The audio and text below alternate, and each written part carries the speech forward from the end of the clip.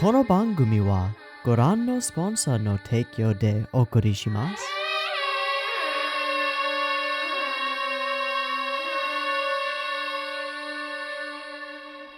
Alrighty, welcome everyone. I'm Tiabu. It's Tuesday, and so I am here for ReZero Season 2, Episode 5, and I don't know how we're going to follow up on what we just experienced. I think it's pretty easy to pick 2-4 out of a lineup as one of the better ReZero episodes that we've experienced so far, and maybe among the better episodes, period. That was a really good piece of media, and a piece of storytelling, and a piece of diving deep into family dynamics in an honest and revealing way that demonstrated the specifics of one person, one character's history and trauma and reality, and did so in a way that was open enough for many kinds of people with different kinds of backgrounds and different sorts of relationships with their parents to still relate to it and still find something of value and of meaning from it.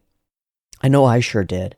There was a lot of episode 4 that to me was dreamlike, was like something that I might wish for but not be certain of my ability to achieve. And getting that in a piece of media is simultaneously a bunch of things. It's hard to look at, but it's also inspiring and motivational. It's something to point at and be like, maybe I could achieve that. Maybe that's a real thing that could really happen between people. And also cathartic, and gives a little bit of that feeling of relief, even if it's not real. It's real enough because I've engaged with the story and relate to the characters, at least to some degree. Not as strongly as some of you do, that's clear, but also not, I'm not unfazed by Subaru's existence and plight. So it worked. It worked for me, and judging by the comments that I've been receiving, it worked even better for a whole lot more people. And that's what I'm here for. That's what I kind of want out of the capacity for storytelling. Our guidelines for real life, our experiences that we can share and live in vicariously, things that might not be possible for us given circumstances, but might be important anyway, might be frameworks that we might look at as ideals or potentials, might contain heroes of sorts, even in an episode about heroes and how having them and worshipping them and keeping them on a pedestal can be your own downfall.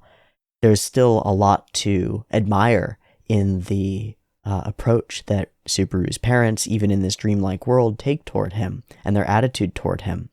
There are a lot of people who could benefit from sprinkling a little bit of Subaru dad and Subaru mom in their own life choices. Yeah. But it was also a hard episode to watch. It did a really good job of demonstrating that trauma and struggle and internal difficulty and lack of self-esteem isn't necessarily something that comes from having bad parents. And indeed, often, in some ways, no matter what kind of parents exist, the child is going to find a way to become traumatized by it. It's sort of the goal. It's sort of what they do. We've all been through it, right? So there's this wonderful and kind of, well, horrible, but also kind of crazy and interesting thing. To me, it seems like people pick up the degree of trauma that they're going to need through their life and have their responses to the things around them, regardless of how good or bad those things are, with the exception of, like, really, really exceptionally capable, well-balanced parents with experience in child raising and child care and, like, child psychology. Then you get some wild stuff happening. But I think pretty much everybody picks up some difficulties, and there's no shame in that, and I think a lot of us might respond to someone like Subaru's plight and be like, dude, you've got it made. You've got family who cares about you and wants to support you and is willing to let you languish for a little while in order to pursue your greater good. You've got a dad who's awesome to look up to and has clearly been a really solid father to you. But there's a flip side to all of that. There's a side to everyone's life at home, everyone's childhood that we never really get to see unless you get to see it, unless you sit with them at the dinner table and exist with their family for a little while. And I've seen that a couple of times in my youth, because I've told this before. My family is split and broken and weird, so throughout my adolescence and teen years, I had a couple of very good friends, and I would spend holidays with them fairly frequently. I would spend Thanksgiving and Christmas with them because they would do a bigger family thing. Many of my Christmases, for example, we had, or was it Thanksgiving? It must have been Thanksgiving. We had Thanksgiving Peking duck instead of turkey, because I was over at a Chinese Filipino guy's house, and his family, who were dentists and had a giant fucking mansion and a lovely house, also had a different side to their family as well. They had all these wonderful things and were really good, supportive parents who really believed in their kids. But there was all sorts of internal struggle, all sorts of things that you don't see until you see it. It doesn't fix everything to have everything be good at the start. It can do the opposite. And in Subaru's case, it does the polar opposite.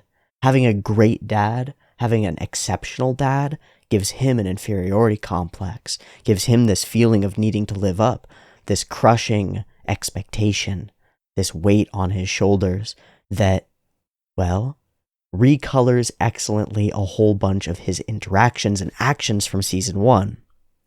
Up until this point, we haven't had any background on Subaru. And I've been complaining about it a little bit. I've been like, well, all we've got about Subaru before he comes into this world is he was at a convenience store and he kind of smirked at a couple that walked by while reading a manga and was like, it's all stupid. And then he was here and everything was different, right? Everything changed completely.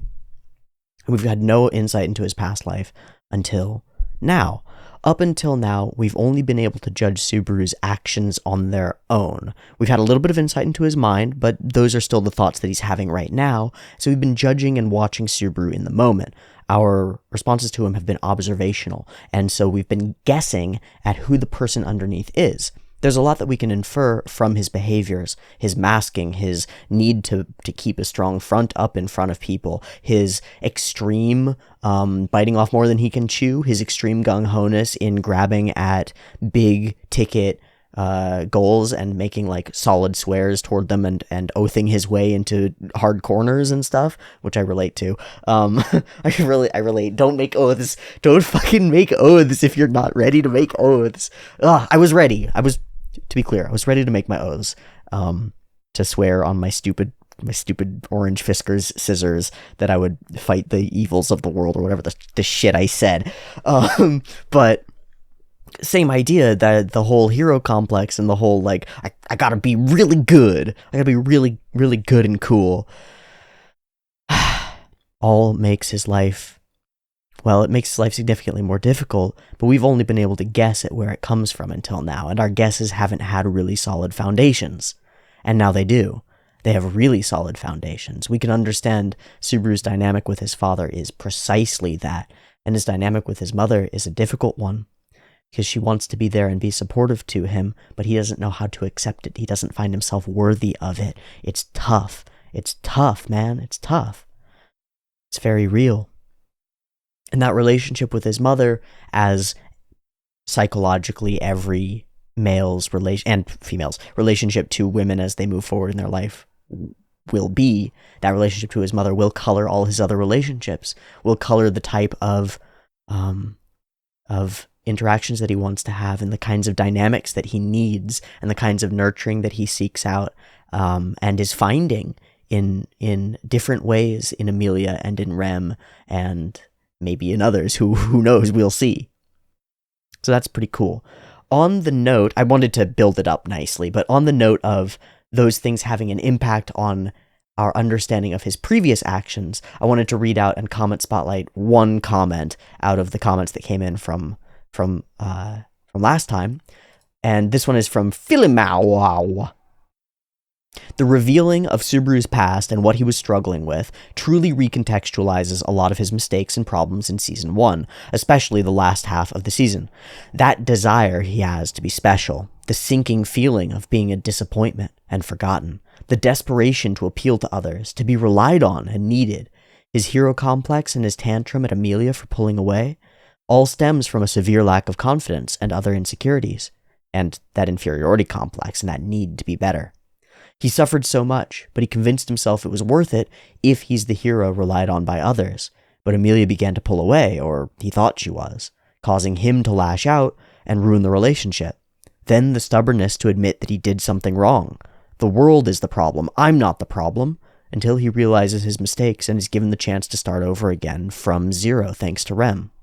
Season 1 means a whole lot more because of the introspection of his flaws and insecurities, which are rooted from his past. Yeah, this insight that we get shores up our understanding of who Subaru is and where he can go from here. Those insecurities are not permanent. They are something that can be built up against, and he is really strong and perseverant. That can be crushing.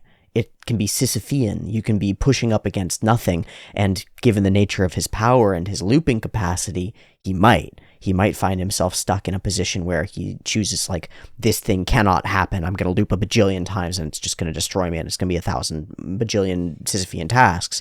But I think if he can avoid that, I think if he can push through, if he can continue to hold this support network together, if he comes out of whatever other trials Echidna has put in front of him successfully, there's a Subaru who is proving himself, who's becoming the person that he's oathed himself into being.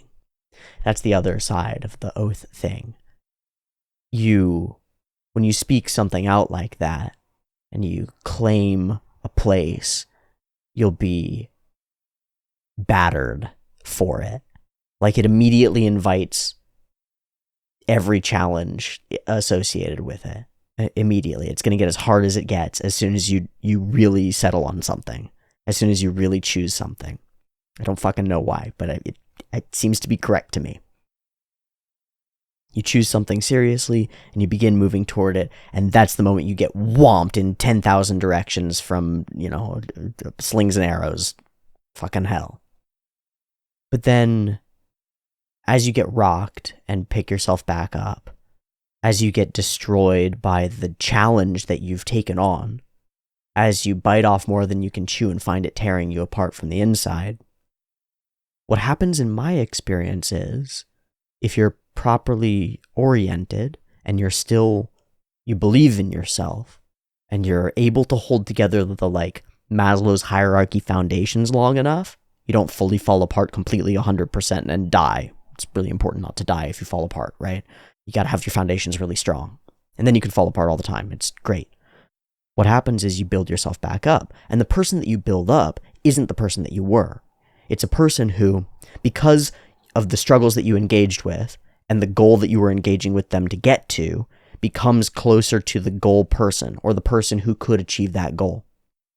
So the pattern is like, discover a thing that's worth fighting for, choose and begin to move in the direction of fighting for it. Really orient yourself toward it. Really think it through, make the decision, choose it, oath it, speak it out into the world out loud, write it down in a journal, write it and post it up on a wall, whatever it is, right?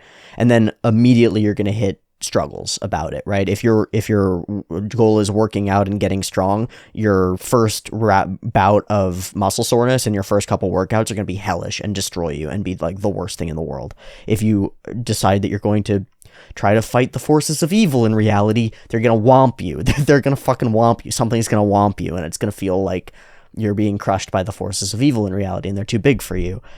Whatever it is, it's gonna face you, and your chosen monster will come out and duel. Methinks. If it doesn't, then that's really cool. Let me know about that. Let me know if anything just goes easily for you. Do you ever have anything go easily for you? I don't. Not really. It always comes with challenges, and when it seems like it's going easily, it's often a trap. It's a trick. But the pattern is, find something worthwhile, choose to orient toward and move toward it, get whomped by it, rebuild from the state of getting knocked on your ass, and discover after the rebuilding, kind of unconsciously, that you've become a little bit closer, if not entirely, the person that you wanted to be, or the kind of person who can achieve that goal. The process of breaking is the process of growing. The same goes for physical fitness and psychological fitness and pretty much everything else. You break yourself to regrow stronger. It's Kintsugi, it's Hoseki no Kuni, it's Land of the Lustrous, it's Full Metal Alchemist, with the parts built in. It's Cyberpunk Edge Runners, breaking to add add more to you. And so here it's Subaru. It's Subaru struggling. It's Subaru failing and becoming. It's Subaru taking that attitude that he kind of copies wholesale from his father and having this feeling of like, I want to be that gregarious, outgoing, extroverted, fun guy who everybody wants to have around and is super like a leader of the pack and is doing all these things, and he runs with that. He claims it. It's like, that's my place. And it falls away. Like, what's the hardest thing for a person like that? It's to lose it all. To lose it all, to be shown that you're worthless, that you're abandoned, that nobody wants to follow you. You know?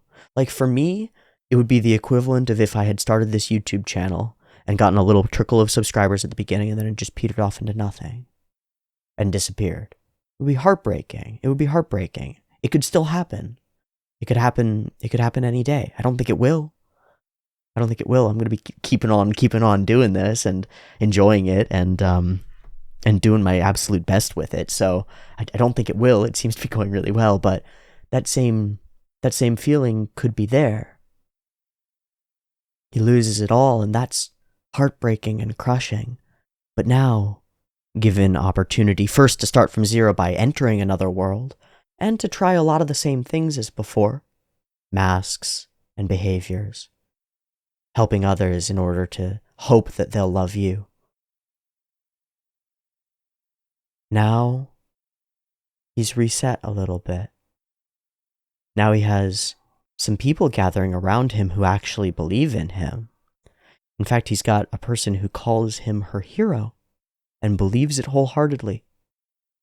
And now that person is in need of saving, truly in need of saving, and he has the opportunity to potentially do it, to make that oath and that impossibility and that fiction and that fantasy and that dream, the dream that she believes in, true. It's true in her eyes. Could it be true in his? Only if he acts on it. Only if he follows through. Only if he makes it so.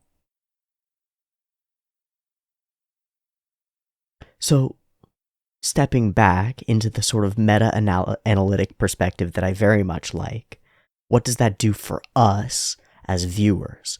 If we relate to Subaru, it gives us a pattern. It gives us a basic fundamental pattern of improvement, of the ability to change, of the ability to grow, of the ability to become more than we were before, of the ability to become what we want to be. Not the frivolous ideas or silly dreams, but the serious ones. The serious ones. The ones that are the core of what your being desires and craves. Things like protector. Things like capable. Things like strong. Things like resilient. The deep core elements of Platonic ideal virtues, perhaps. I think with this episode in our back pocket, with this understanding of where Subaru has come from, we are primed effectively to see where he begins going. And I think that this trial, whatever it ends up being, along with the interactions with the Echidna and the reveal of sort of the broader scope of the world, will be a ricochet point, or in a Mushoku way, a turning point for Subaru. Hopefully in a very positive direction. I think it will. Finally, something that just didn't sink in for me until the comments rolled in and I began to understand it. Subaru is gone from the real world. We didn't know his living situation up until now, but now we do. Most of the time, anime characters kind of just don't have parents. You know, it's like, Certainly deeply loving, caring ones, harder still to find. So when Mustardy Boy writes, the thought that Subaru's parents just had their child up and disappear without a trace is very depressing. That hits me, and it is very depressing. I didn't see it coming. I didn't even consider or think about it. At least in most worlds, when somebody gets isekai, they get hit by a car, and so they're just dead. The parents have to mourn and stuff, but they can at least put it away. But yeah, missing without a trace. Gone into the wind. Went to a convenience store, caught on security camera footage probably, walks out and is gone. Poof. Never to be seen again, most likely. Damn. It's a cool scenario. Kind of fucked up, but it's a cool scenario nonetheless. Okay, I have to do a drawing. I have nothing. I have no nothing. I don't know.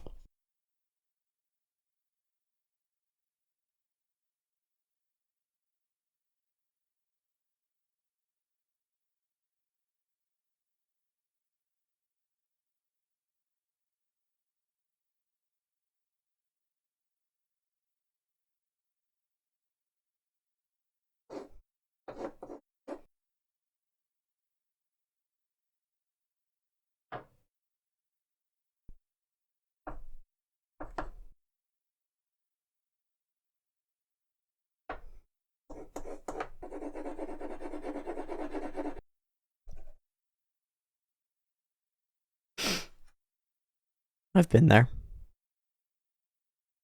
The picture might be Subaru, but it might also just be me.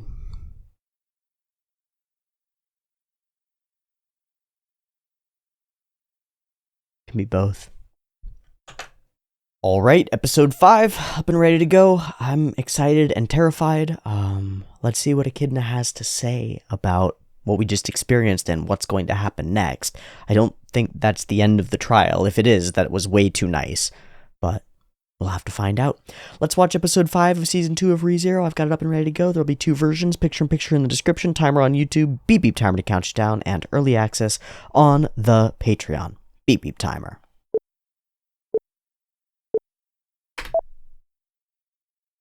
Yeah. Okay.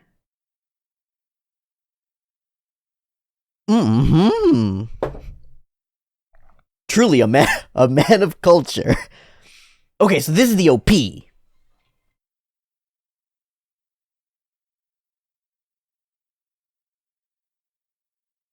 Witches, bitches. To keep all that I've worked for from being erased. Ooh, sealed off the past forever.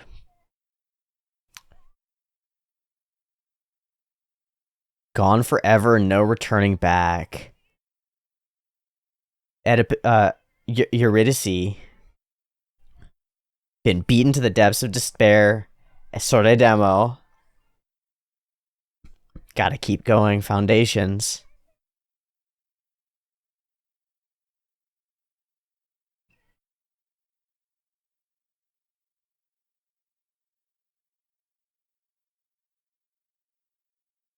I'll carry you to the future of our dreams if that's what it takes. I'll show you that we can make it. As he screams, to live up to the hopes placed on me, the burdens of expectation. This time around, I'm gonna do it. I'm gonna actually do it. There, this is so good. It's right on, man. Fate into my own hands and realize it for myself. There's no other way. It won't do it for you. Who are all those little baby clones? Little weird girls. Weird stuff.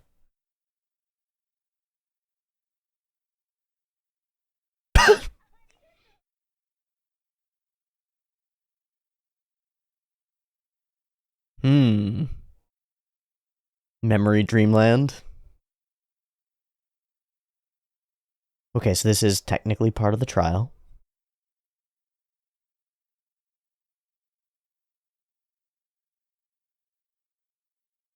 Permission. Oh.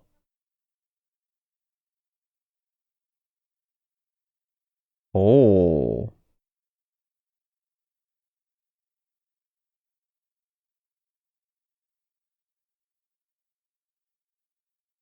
Okay, that was the trial. Voyeur.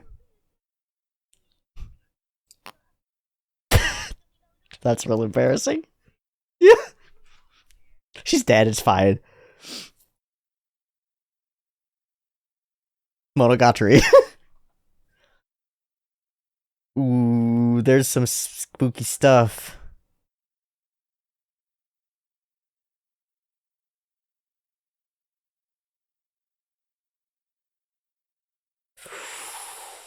From your subconscious.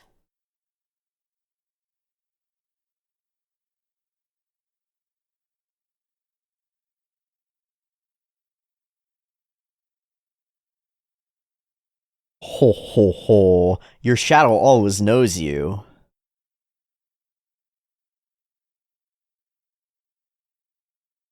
Come on, this is that scene! That's that scene! Motherfuckers watched Monogatari.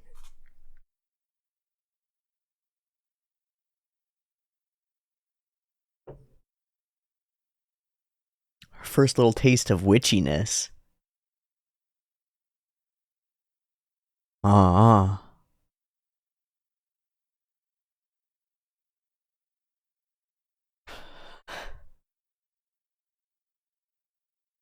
Shattered what I had imagined.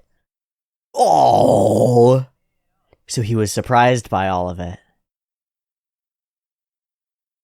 Whoa!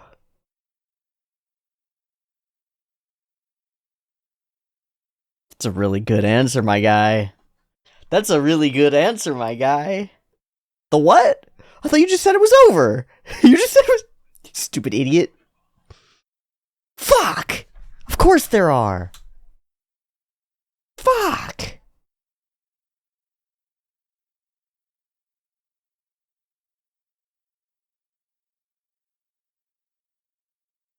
Here we go. Okay, I wonder what the other two trials are then.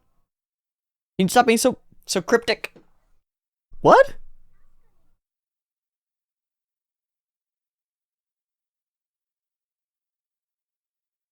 Aww. Yeah.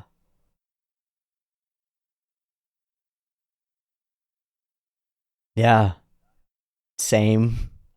That's how I feel about the show, too. Even if it's not real. Good. Good. Yeah. For sure, man.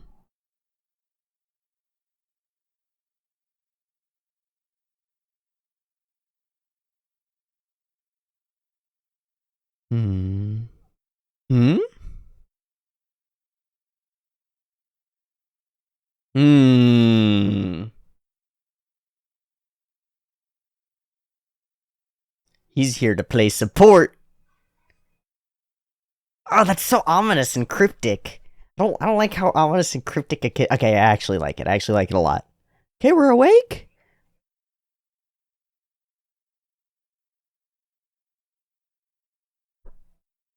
Okay, so he remembers it. Cool. Important. There we go. There we go. Her own might be much worse. Her own past has a lot to it.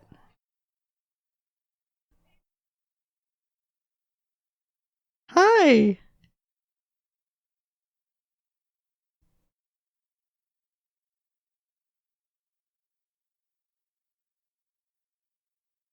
She can't face her past. I wonder if it's about the forest. I bet it's about the forest.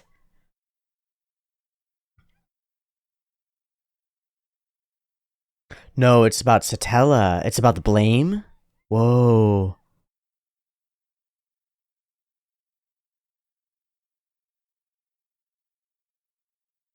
Can't do anything. Can't do anything. Can't get through.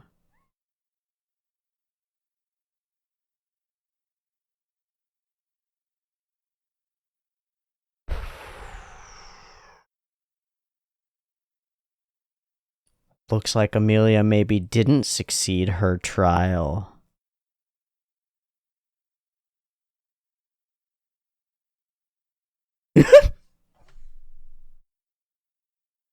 Almost with the instant snark. I love it. What you got, Otto?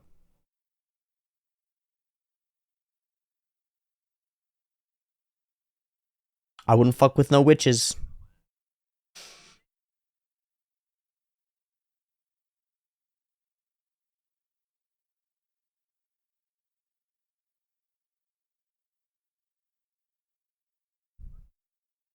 Will they wake up at any point?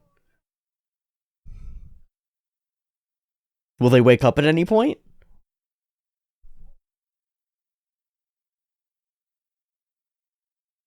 Is that Tiny One? Clone person? Yes, thank you. Fuck. What are you?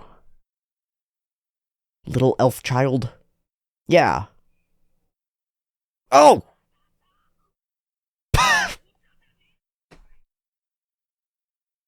Mean. Mean. So cruel. Oh.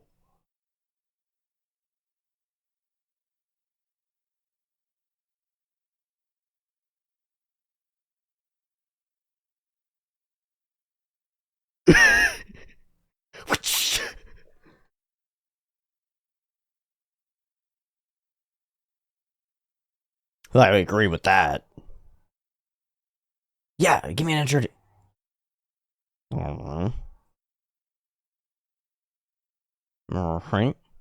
Huh? You. Yeah.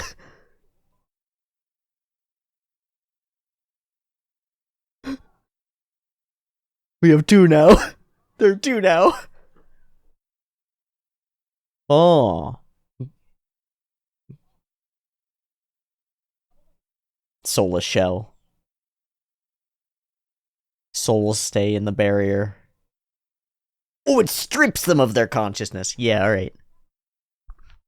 We're not doing that. Soul stays in, body goes out. Bad juju. Those candles look really good. Actually, this whole episode looks really good.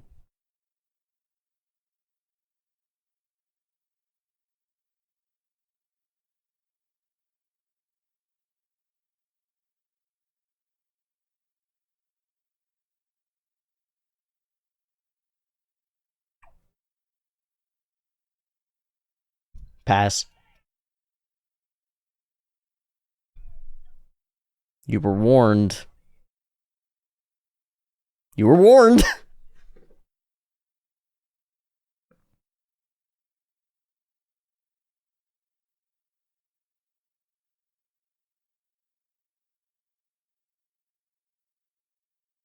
Why are you so certain? Oh, you're contractually obligated not to. It's not that you can't, it's that you can't. Okay. Amelia! Oh, he's there. That's good. Potent. You know it. You know it, girl.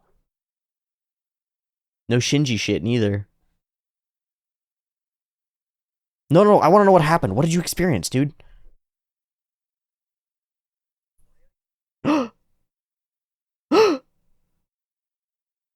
Whoa.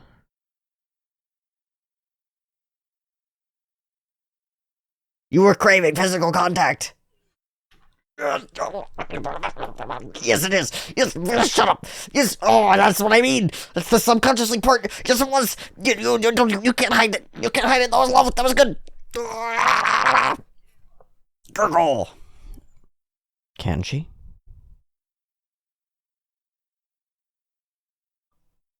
Waiting for an instant trauma response.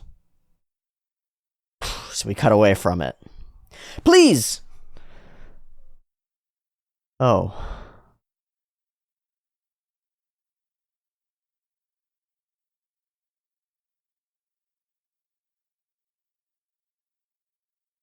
Many people just wanted to be safe and chillaxing. We should probably talk to them.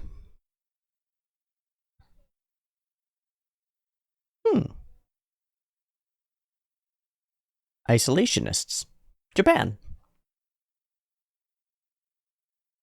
I don't trust Ryuzu-san. I don't understand Ryuzu-san at all. Why did we bring Frederica into...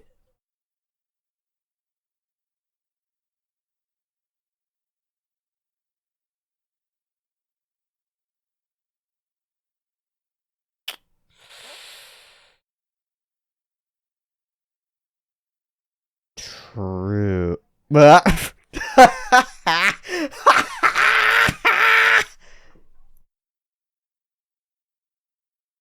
Thank you. Suddenly a little spooky. Suddenly we're a little spooky. Oh, I love it. A village of enemies. It reminds me of Nakakoro ni again. It did before in the mansion, now it does again. That vibe. Hello, and now everybody's colored differently because they could all be enemies.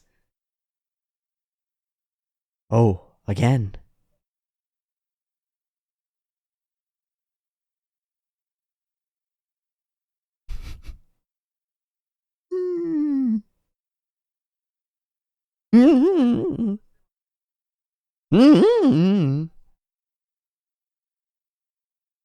Honestly reasonable, man. I'm into it. He's so straightforward and legit. A short nap for a what?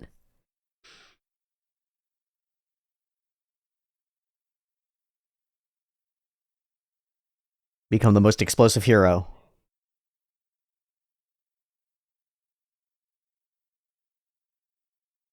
It's just about being trapped.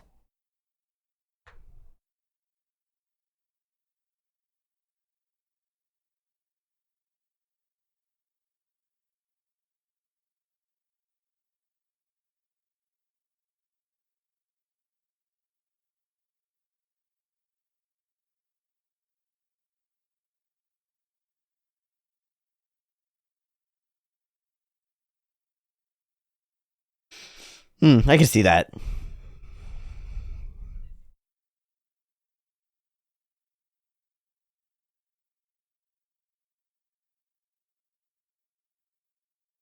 I don't think she can do it.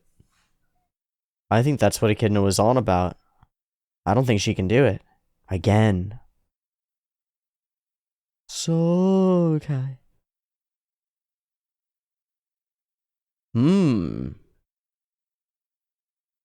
Unless probably Echidna could just take it away. I love it. Fuck, I love it. Let's go.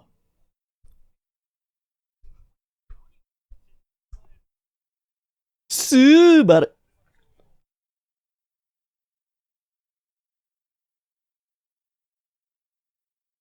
yeah, that's not under your control, man.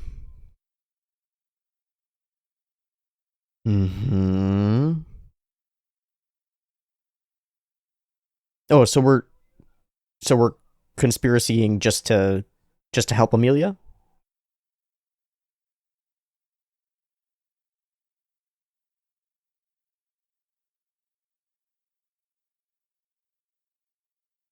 You were out doing something else. Testing us?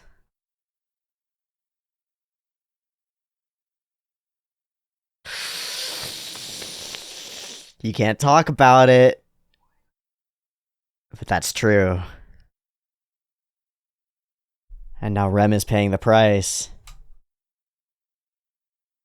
But not as well. And I had to rise to the challenge. It took loops.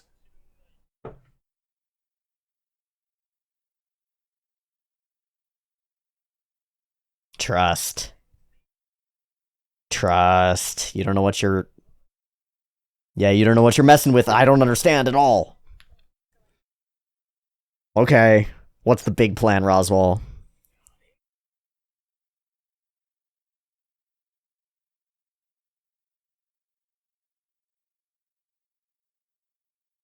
Fuck. Right. Shit. Fuck. Oh, that was dope. You got answers?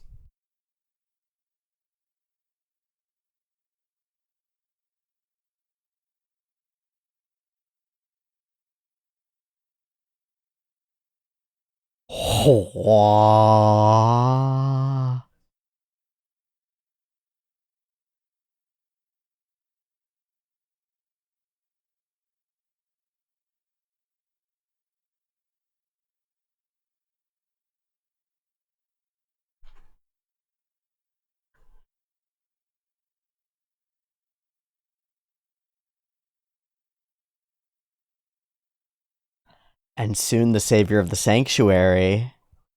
You two are a Joan of Arc power couple moving toward a...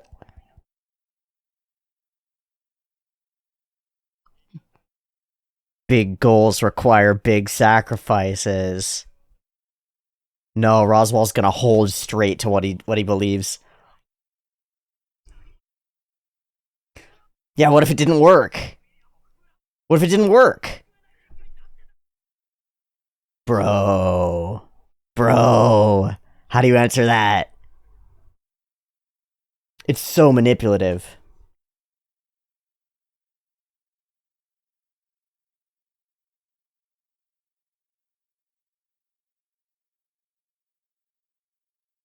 Does he know somehow?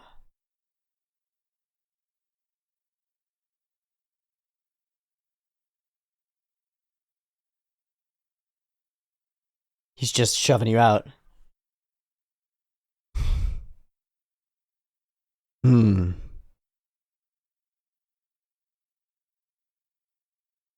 Fucking Rosji!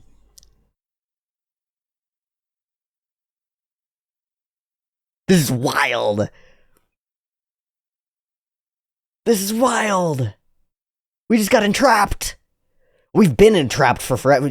We relied on his hospitality in his house and brought ourselves in there. Like, of course he had plans. That's whack. Does he know about... Does he have a feeling about powers and stuff? I feel like he's got a feeling. Fuck! That was so much.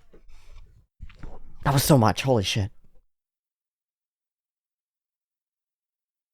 Yeah, can we talk about what happened in there, dear? Ooh. That wasn't what she said. Subaru the baka. Mm.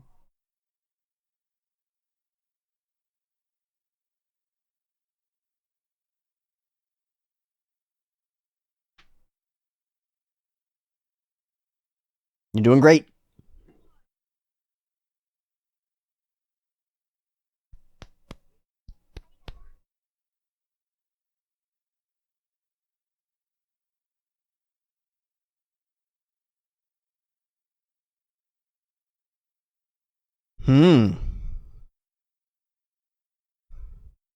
So much trust this episode. So much trust this episode. Ooh-wee.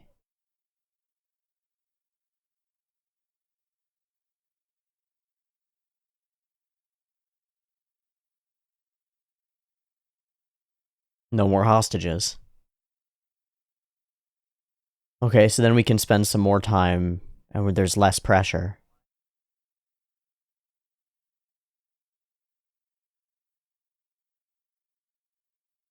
Hmm.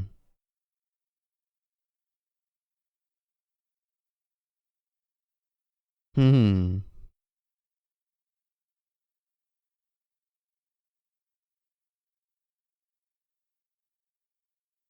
Oh, it's fine. Kind of mixed messages there. Yeah. Frederica ga Frederica. Okay.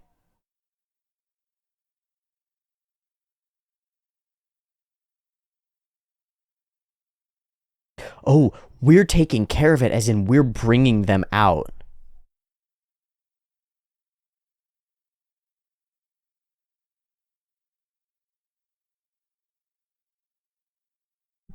To ask the question?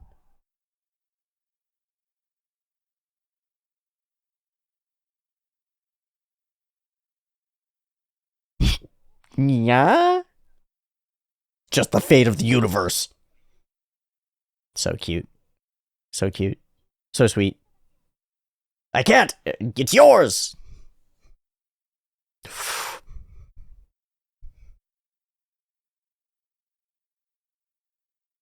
I'm gonna need it. Man, I feel like we're gonna get killed. Do you feel like we're gonna get killed? I get this weird, distinct feeling that we're gonna get killed.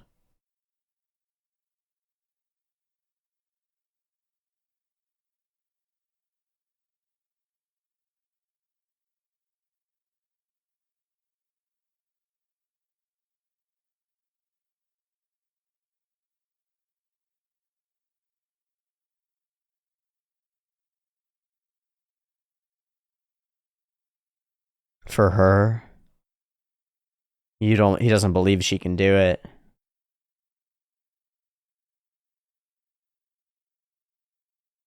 It's her own repeat, break, grow, repeat, break, grow, but she needs something to change.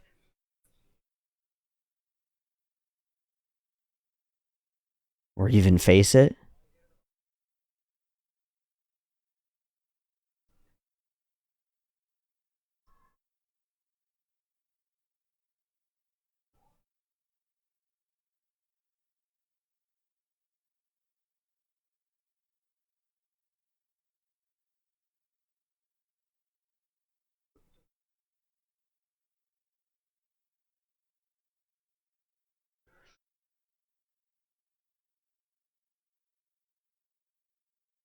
Because he really doesn't believe that Emilia can do it.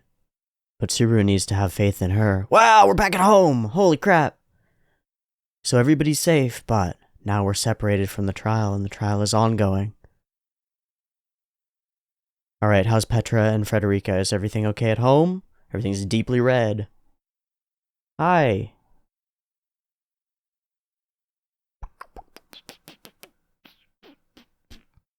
Please not corpses.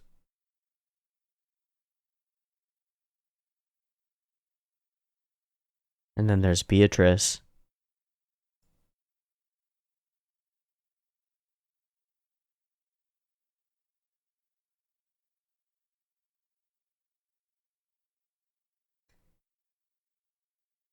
Fuck. Ah, fuck, what are we doing here, guys? Folks? This reminds me of when we got murdered here.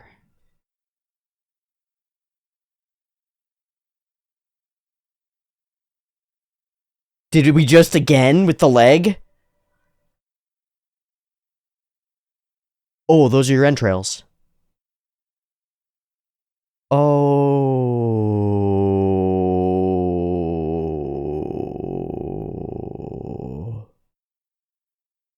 Oh! Whoa, whoa, whoa, whoa! A familiar face!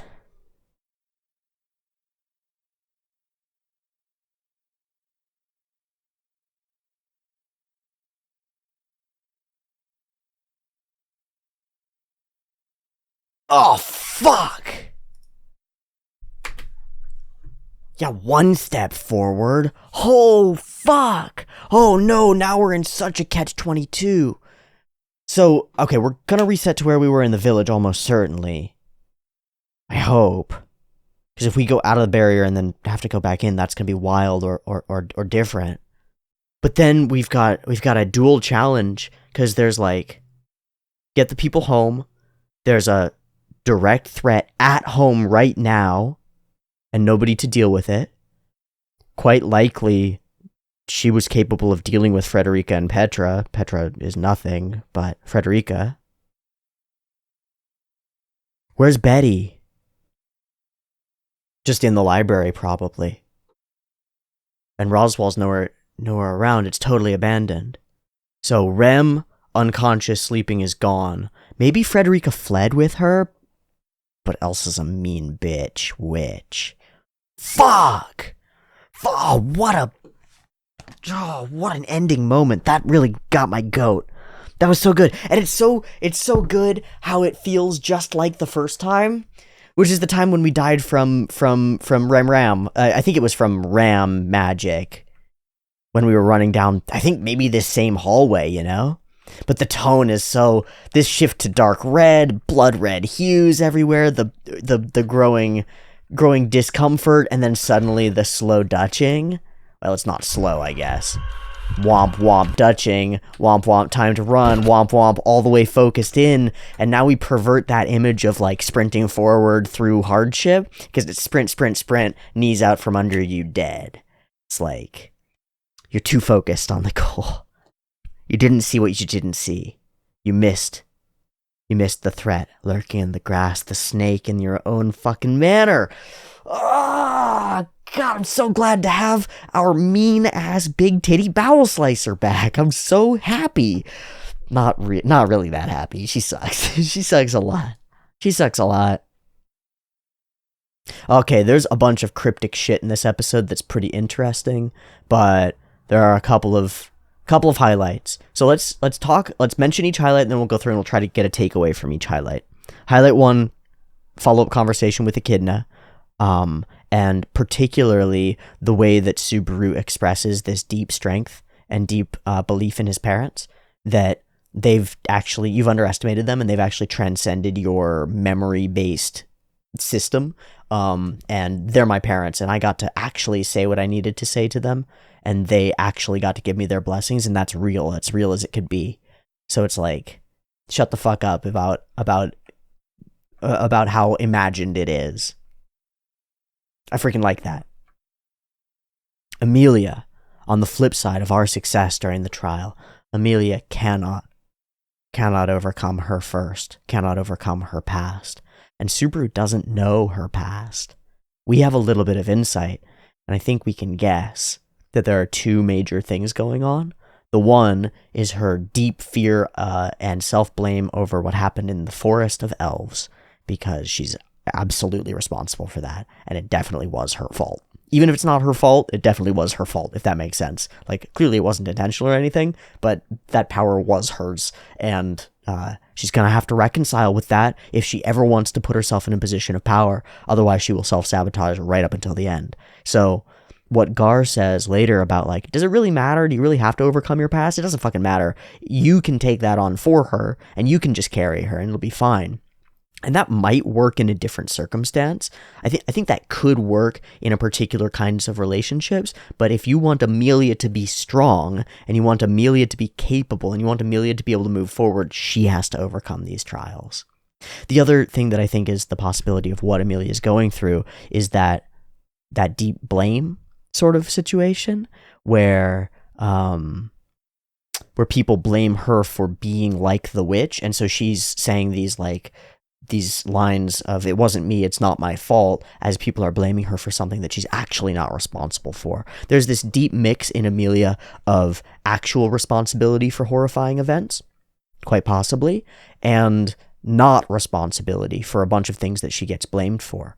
She gets hated because of her race and features and physical appearance, because it's associated to somebody else, but then also there are things about her that nobody knows and nobody hates her for except her, except Amelia herself, and those might sink and bite deeper. So we can't do the trial, we can't yoink everybody out. We do spend a good bit of time in this episode just talking out possibilities and dismissing them because they won't work. This character is very interesting, the old and frail thing and all of that, very interesting. And then the infinite clones that we saw in the OP, weird, very strange. It's really cool that we find out that there are multiple factions in play, although unfortunately that hasn't really come to bear yet. I kind of hope that it will, as we maybe return to this space and have to make better or different decisions during today.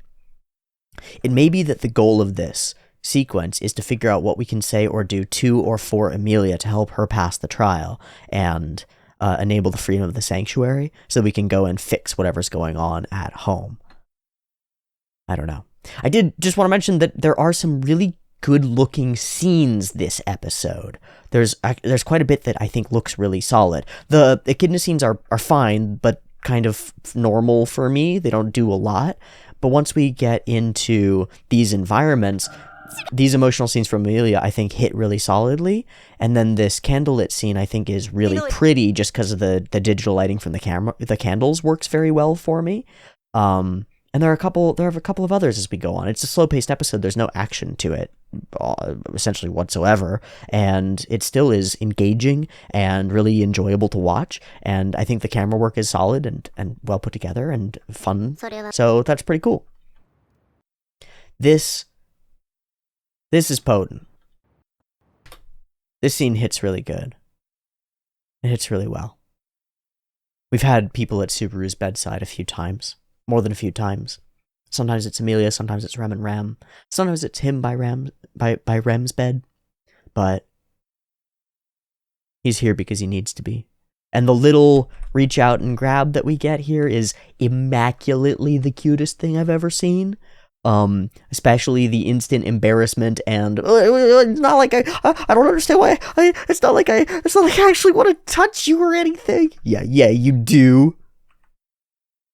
And listening in, but she's not going to be capable of that trial, not yet. We get this little bit of lore drop about all that stuff, and it's unclear what will happen there. They want minimal interaction, but I wonder how this will play in. It's intriguing so far, but it hasn't built into something. And it's really curious what Frederica might be planning. Quite curious.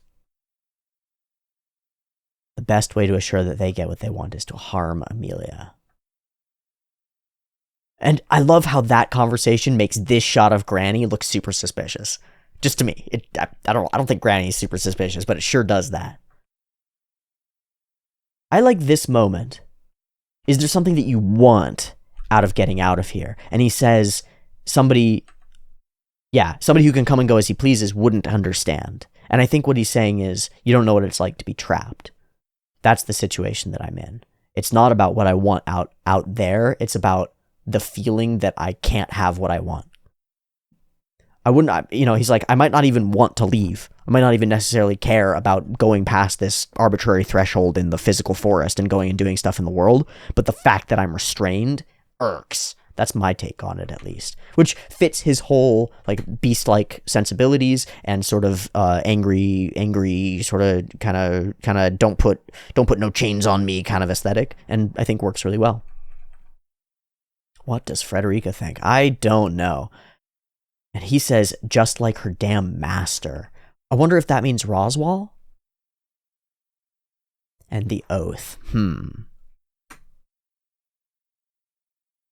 So he was going to ask about, when you were in the graveyard, didn't you, about the trial? Because he's pushing for Subaru to do it so that he can be freed. He's got a primary motive, and it doesn't involve Amelia figuring out the trial for her own sake. That's Subaru's game. And Amelia's game, right? And Roswaal's game, methinks. Pretty cool. Okay, so highlight number last, because, there's this, then there's travel home, a couple little conversations, and bam, wham, death, which is awesome. But I think if we're going to hone in on any piece of this episode as dramatically interesting, it's right here. From the deep and lasting trust that Ram has for Roswaal, to his tricksy and connivingness, to the entrapped reveal, to the nature of this accomplice conversation that you don't really have a choice about, to recontextualizing Roswaal's generosity up until this point. We know that Roswaal's been watching Subaru, but it's been unclear exactly why. It seems like he sees Subaru as a critical piece for his game with Amelia, a knight for her queen. Yes? Protector, an attacker, someone useful. And he's willing to upset all of his game board, all of his game state, every one of his pieces, take huge risks, probably because he doesn't think that the reality is possible without someone like Subaru in place. The question that's raised for me is, how much does Roswaal actually know, or at least suspect, about the nature of Subaru's existence? I'm thinking more than none, and I'm thinking that has to do with the question that he's going to have Betty ask. Because there might be evidence of something like this before, and Subaru can't respond. He can't say that he's returning by death, but maybe he could be asked by someone else. Maybe there are ways around things like that, and I think an intelligent enough person could figure it out. It's like a JoJo's challenge, you know? You don't have to ask me to do that. And he knows he doesn't have to ask you to do that to help Amelia. He trusts Subaru. He really does. He's not lying about that part. But in the way that, like, an intelligent human trusts a dog to act on its instincts, not in a, like, engaged, active, worthwhile, communicative trust. Because if it was that, then we would have communicated all these things and we'd be in a state of mutual trust. So the trust that Roswaal offers is not two-way. we can't trust Roswaal except to hope and believe that his intentions are good. But if they weren't, if they're not, then there's not much we can do about that. All we can do is trust his actions have been aligned with keeping Amelia safe, which is a little bit hard to believe. But what other explanation is there? Is he trying to destroy his own manor? Is he trying to get his own maids killed and their memories taken and stuff? No, not really. Partners in crime. Everyone knew what would happen, so of course he did too. That wouldn't have, and he can't say it, not really, because he's seen things that couldn't have happened. But still, even on the successful loop, there were sacrifices and losses, and a big one that weighs heavily on Subaru. And his answer is, no harm, no foul, though, right? You managed it. I knew you would. So, Subaru goes to strike him, and she's there. You give complicit consent? You believe in all of this? Strongly and deeply. Even with everything, strongly and deeply she believes. That's crazy. And the one real lever that he has to pull has no leverage, has no bite to it. She doesn't even know who that is.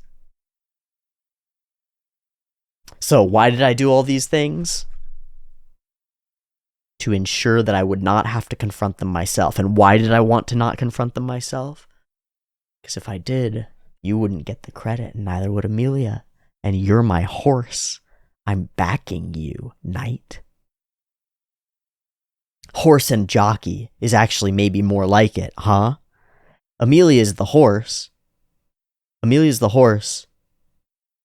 Roswaal's betting on this horse for the big picture, for his grand plans, his defeat and slay the dragon, max level world altering plans. Amelia's his horse, and he has to win that race. And Subaru's the jockey, and Subaru doesn't need to know the reasons. Subaru doesn't need to know anything except the game plan, like get on the horse and ride, which sounds sexier and kinkier than it is, but it's more like be the guide and the connective part, right? Because the horse owner can't go up to their horse and be like, run real good, girl, you got this. But they can tell their jockey, like, hey, keep an eye on the horse, this is important. He needs them to win the race. He needs them to be bolstered in the eyes of the people. He needs a groundswell of support. And the response is right here, and one of the best facial expressions from Subaru that we've had. Look at that. That's full frame. Cut off on both sides. It's awesome. Deep shock, and deep shock to me too. Really cool. Everything that happened, all those sacrifices, they've been a deeply powerful PR move. And Subaru goes, you would sacrifice lives? Roswaal's playing a big game in the way that big villains play big games. It's unclear if Roswaal might be a big villain. He might be. Seems trustworthy in his own odd, untrustworthy way, but he is playing a big game, a big upset, big changes to reality. And when you frame things that way, well, people become means to ends. When you're an ancient, or however old Roswaal really is, super powerful wizard with, Betty as a friend and other sorts of magic stuff, who's gone toe-to-toe with Puck, yeah, it makes sense that the concerns of the petty masses and the squabbling peoples of the village might be more like votes than they are like people that you care about. They're all going to be dead in 100 years anyway. And now they've flipped entirely on her. I do express my condolences. Subaru's got an extraordinary response. But you relied on me. I wouldn't have relied on me. But Roswaal did. And how do you respond to that, right? It shakes the insecurities. Right after we come off of this episode of insecurities, of expectations, we have the secret. expectations. In his past world, Subaru struggled deeply from having these expectations like in his conscious mind placed upon him. Here, with no expectations placed upon him, just the reality of existence and what happens if he fails, he lives up to expectations that he didn't even know were being placed upon him. It takes him a couple tries, it takes him some effort, but on his own, without being pressured into it, Subaru has grown to fulfill the faith that has been placed in him. It's still gross. It's still kind of gross, but it is, well, it's recognition. It's powerful. I had faith that you would do it all. Faith that you would put your life on the line, that you'd do the alliance, that you'd do it all. But of course you won't tell Amelia. Even under all your outrage, you understand. Things are going properly. You're in my game. Trust me to play the pieces. Oh, that's a hard thing to do, Rasuchi. That's a hard thing to do, Rasuchi. But what choice do we have? So we embark with all the villagers. A question from Betty. A request of sorts from Gar. And a death once more, and we'll have to see where we wake up. It's so good to have you back, Bowel Slicer monster. Fuck. I wonder if we can help Amelia overcome this. Seems like it would take talking it out, but I don't know if she can. Especially if she's not able to talk to Puck, who's like closest to it, I think. Pretty interesting, pretty difficult. This is a really cool episode. This is way more than I expected. I thought we would just jump into another trial or something. We'd be, chugging along. But the difficulty here, and then the elements that feel like they're set up, the different factions in play, the Lolly Baba, as Subaru puts it, Gar's own plans, and suddenly threats at home at the manor, makes for a very interesting hodgepodge of a thing. Very cool. I'm going to leave it there for today. I feel like that's actually a really good place to leave off. It was floated to me that maybe a two-parter would be okay for today, but that felt like a lot, actually. A little bit, but also a lot. Especially with the Roswaal reveal. I want to stew on that and see how I think about it, see how I feel about it, and see what other people say and think about it. Yeah. Let me know if you've got any thoughts or feelings about the episode that I haven't covered, or if you have thoughts about my thoughts about the episode. I'll look for those in the comments and maybe spotlight them in the next episode. And I'll see you next week for more ReZero on Tuesday. Much love. Peace.